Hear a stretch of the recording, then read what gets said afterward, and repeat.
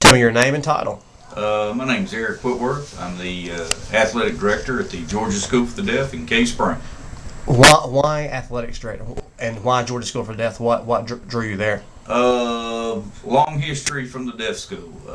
If you go back to when it first started, my grandparents went to school there back in the early 1900s. Then my father has taught and taught there. My mother's taught there. My sister's taught there. And the neatest thing of all is when I was in high school, Cave Spring High School, which is located about a mile from the Georgia School for the Deaf, didn't have any football. So us hearing boys, we referred to it as reverse mainstreaming. They took the hearing boys and put them in the deaf school, and we got to play football at the deaf school, which was a real neat experience. Made a lot of friends, got hooked into it there, and pretty much been there ever since. Oh, wow. And you've been there for how long? This is my 28th year. So you're close with the Georgia School for the Deaf. The GSD is I don't want to say a law school in Floyd County, but it sure does provide hope for a lot of kids, just not Floyd County, but throughout the state, does it not?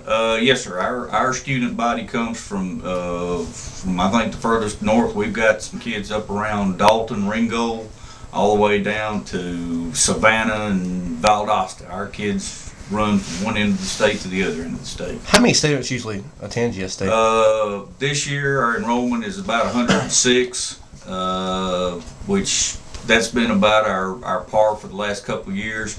We've been as high in the late 70s, early 80s as 500, 600 kids.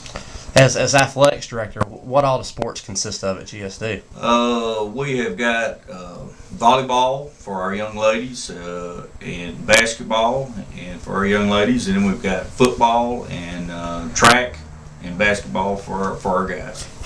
Who do you play? How do you arrange that for games? Football is an interesting one. Not very. And in football, we play 8-man football with our numbers so low. Like last year, I only dressed out 13 players. And it's kind of hard to play an 11-man schedule with 13 players. So about 10 years ago, we went to strictly 8-man football. And by playing 8-man, of course, you can work with your subs a little better. The only good thing with us is that most of the southeastern United States deaf schools have gone to 8-man too. So we basically, my schedule is all deaf schools. A lot of traveling. We don't drive across the other side of the county for an away game. We go to Baton Rouge, Louisiana, to play the Louisiana School for the Deaf. Now this weekend, you've got GSD is hosting a huge basketball tournament, correct? Yes, sir. Tell me about that. It is the 34th annual Girls Mason-Dixon basketball tournament. It's going to be all the 11 southeastern United States deaf schools are going to be coming together and playing a double elimination tournament. Looking at having about 170 visitors on campus for the weekend, and look to have a lot of fun. Parents will come. This is a huge economic boost for the city of Cave Spring and Floyd County as well, I would say. It'll bring some folks in that have never been into Cave Spring. I talked to one parent the other day out of Jacksonville, and he was saying, "Well, what all do you have down there?" I said, "Well, you got to understand, Cave Spring is not the biggest dot on the map." I said, "Yeah, you'll enjoy the little town, but you'll still have to drive to Rome or Cedartown to get the big fancy stuff." But he was tickled. He said, "I'm excited to come up." And he was coming up to watch his daughter, who goes to the Florida School for the Deaf and Blind.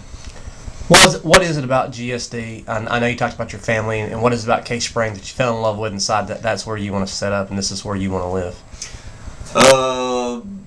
Basically being born and raised in Floyd County, born right across the road here at Floyd Medical Center, and went to Cave Spring High School before it was consolidated with Coosa and Purple and all those. Quiet little town, enjoy my job, just working with the deaf young men and ladies that I've worked with for the last 28 years. It's just been a pleasure, and it's always fun at homecomings and at these tournaments to see the alumni come back with their families and their kids, and it's just a neat thing to do.